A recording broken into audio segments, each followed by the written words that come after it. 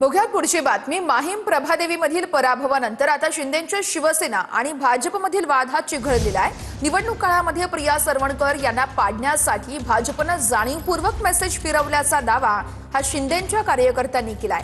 प्रभाग क्रमांक 191 मध्ये प्रिया सरवणकर यांच्या विरोधात प्रचार करणारे मेसेजेस व्हायरल झाल्याने मोठी खळबळ उडाली आहे। या आरोपानंतर भाजप कार्यकर्ते चांगलेच आक्रमक झालेत। शिंदेंच्या कार्यकर्त्यांविरोधात भाजप आज तक्रारही दाखल करणार आहे।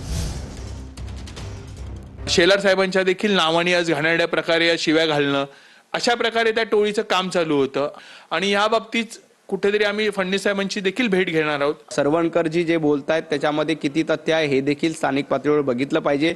परंतु आम्ही महायुती म्हणून एक गठ्ठा होतो, एकमेकांच्या सोबत एकजुटीने उभे होतो। भारतीय जनता पार्टीचा चेहरा आम्ही तर सांगतोच, पण आता आम्ही सांगतो आम्ही विरोधी पक्षात आहोत। आता त्यांच्या सोबतचे सहकारी सांगतात ते जनतेने समजून घ्यावं। इथे कोणाचा आमदार होता?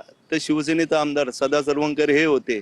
तुम्ही त्यांना पाडून तुम्ही तुमचं वर्चस्व करायला बघतात आणि अशी हे घाणेरडं राजकारण करून हे आम्हाला कदापि पटलेलं नाही, पटणार नाही। हे बघा, ही पोस्ट बघा, ही कोणी केलेली आहे?